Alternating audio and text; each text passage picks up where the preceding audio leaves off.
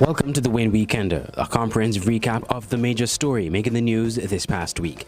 This week on the Winn Weekender, we look at President Barack Obama's attempt to address the immigration problem in the United States. We hear from U.S.-based journalist Tony Best, former Minister of Government Ensign Nevis, Dwyer Astafan, and other Caribbean personalities. This is the Winn Weekender. U.S. President Barack Obama has laid out some of the most sweeping changes to the U.S. immigration system for decades in a televised address. President Obama plans to use his executive power to enact the changes after Congress repeatedly failed to pass legislation. The Republican Speaker of the House condemned the use of executive powers, accusing the president of acting like a king or emperor. Rico Dupuis is a Haitian broadcaster in New York. He listened attentively to the president's immigration address. We asked Rico whether the measures go far enough. I do not think so, but knowing President Obama, that's the best we can get from him. President Obama is known for timidity, so no, they don't go far enough. First of all, we're talking about 5 million people, 5 million out of 11 million. It definitely doesn't go far enough. Well, one of the things he said is the intention is to make it easier and faster for high-skilled immigrants, graduates, and entrepreneurs to stay and contribute to the economy. Do you think there are a lot of Caribbean people in the U.S. who fall into that category?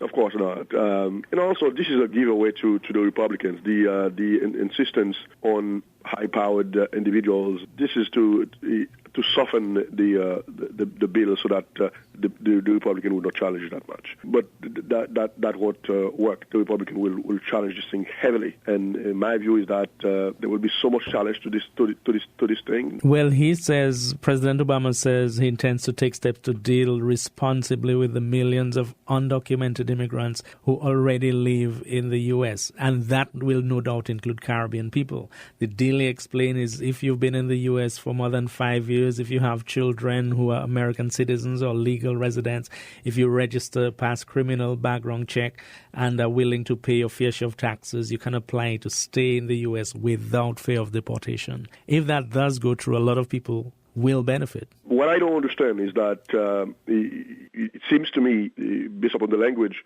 in fact, that you just read, you would have to have been here for 5 years and have children that are either American citizens or have residency. And what about those who have been here for 5 years and who do not have children? So there seems to be so many limitations in this thing that I don't think it goes far. It goes far enough. Now, you mentioned the Republicans.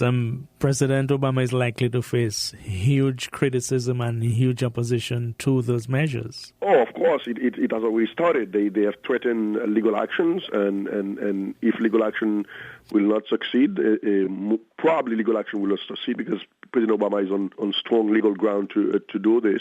But they will try to use the power of the purse to not to provide the funding necessary to implement this thing. So they'll do whatever they can, and so it will get really ugly before this thing is over. Why do you think Republicans take the hard line that they're taking? They might say they're trying to protect the country's borders. That's the Republican line. The Republicans, as far as I'm concerned, and it seems to me, immigration was the Republican line is that is very anti-immigrant, and except as President Obama articulated clearly that we all at one point were immigrants, but the Republicans seem to have forgotten that. So, but that's the Republican position. Any early reaction from people, the Caribbean community in New York and the rest of the U.S.? Oh yeah, they looking at this very, very closely, and they welcome this.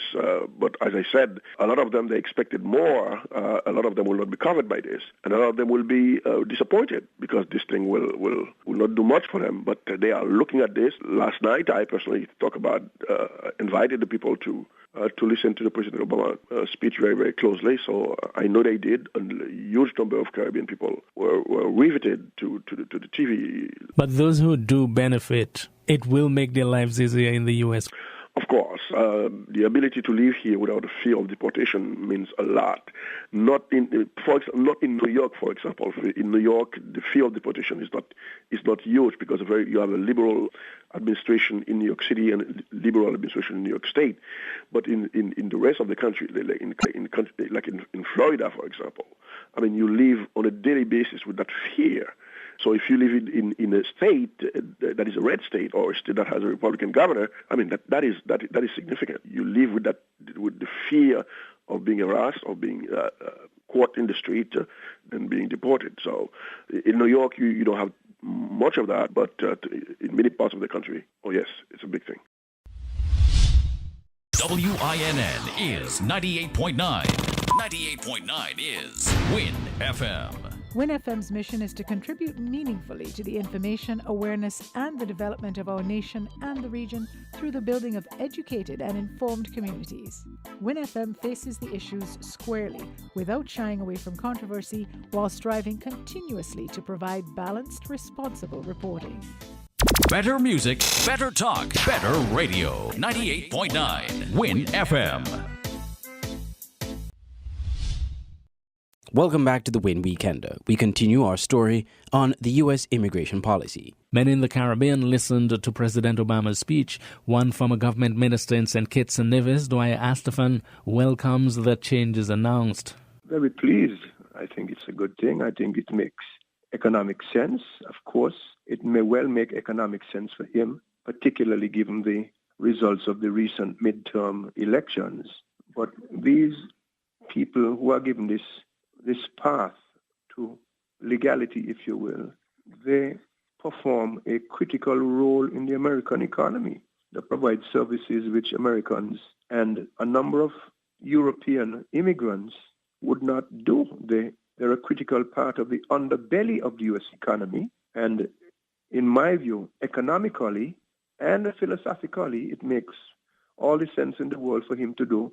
And this is not unprecedented. I think President Reagan had done it, and President Bush, the first one, had done it.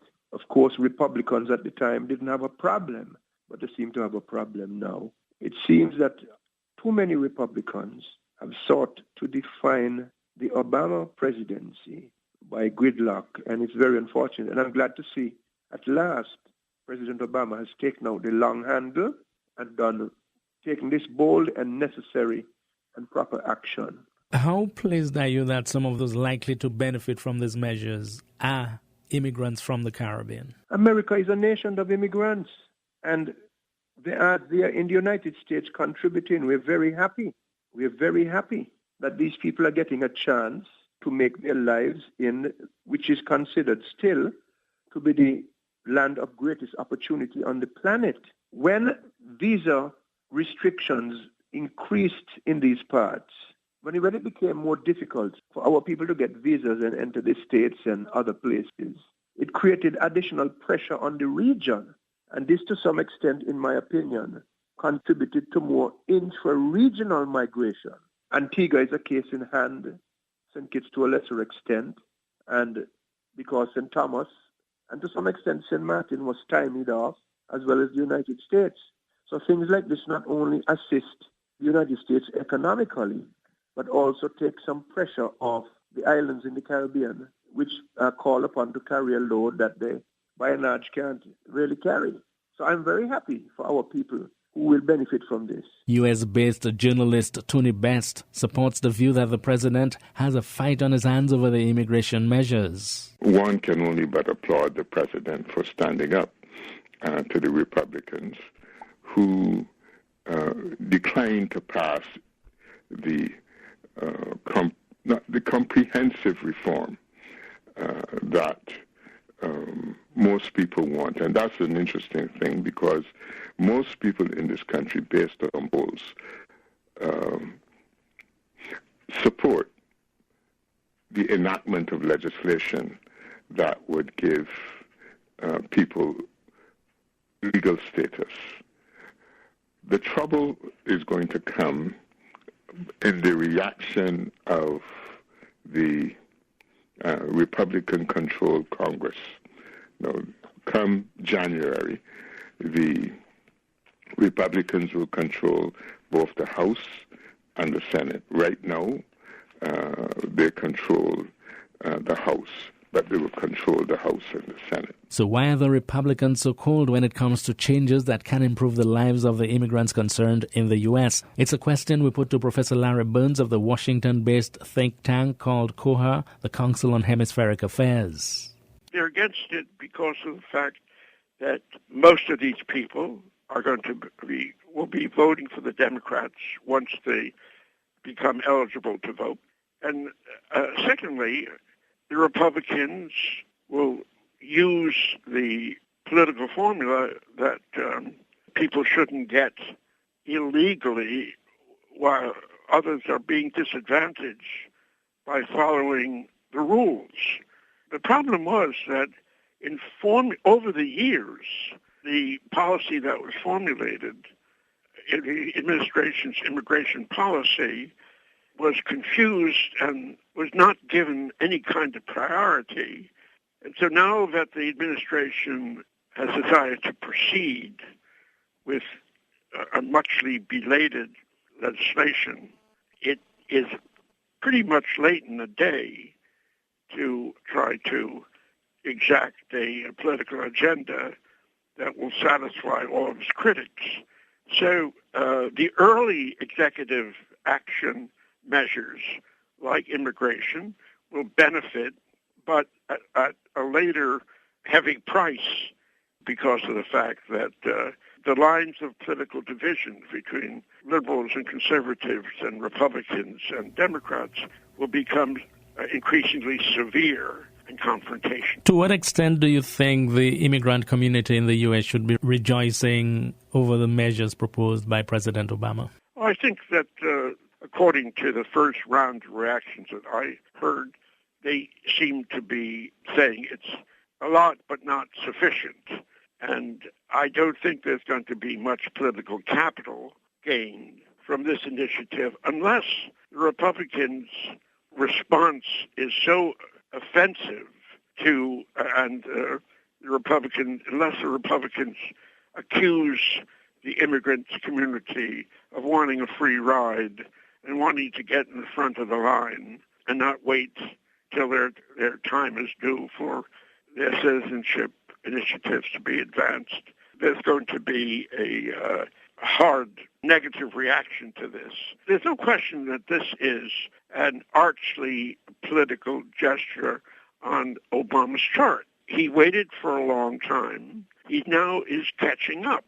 And it just happens that what he is doing is probably, it's needed on a humanitarian basis. You don't want millions of children milling around without a family or cultural setting in which to mature. And yet at the same time, you don't want people to exploit weaknesses in the status quo. So this is going to be a conundrum that's going to linger for a long time. There's no easy way to predict what's going to happen, except if the economy continues to boom, at least in terms of employment of the lower-end jobs. If that continues to boom and it becomes fully apparent to all that this legislation was necessary if only to provide jobs for the vacancies in the job market that exist, that it would be seen as an advantage rather than a disadvantage. Here's how some Americans feel about the immigration changes proposed by the president. I don't think he should go it alone. I think he should have Congress behind him. I think he should do his job before he makes this decision. And our forefathers fought for this country, and I think things need to be done correctly. And if you want to be a citizen, you need to go through the process just like everyone else does. I think that Americans are having enough problems trying to get jobs as it is, and we need all the help with that we can. So having an extra 5 million people in the U.S. doesn't help that at all. I have mixed feelings about it. I think families that have been here and working in the United States, it might be okay for them, but I think they need to stop people from coming over under the border, just any way that they can. I think it needs to go through Congress, period. I don't think that he should be able to just make some decision all on his own with no consideration for everybody else in the United States. It's about time that somebody tried to do something, at least something, instead of building barriers like walls, down on the southern, in Texas. It's such an important issue that if one party was going to play politics with it and drag it all out, he should decide to do the right thing, damn it. And if they have a problem with it, then they have a problem with it. I think he should wait for Congress to make a decision and make it a permanent decision and not a temporary 2-year decision. And I think that would make the people, the country happy and probably the immigrants happy.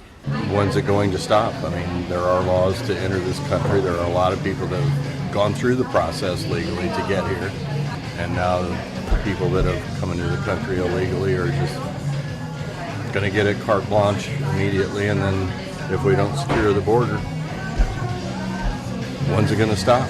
Tony Best says from the immigrant perspective, the measures will be life-changing. The president is stripping away some of these legal barriers and operational roadblocks to simple things that you can go to school without worrying about an immigration agent turning up in a classroom and hauling you away to a detention center. This has been the Winn Weekender. On behalf of the Winn TV News team, I'm Andre Huey. Thank you for watching.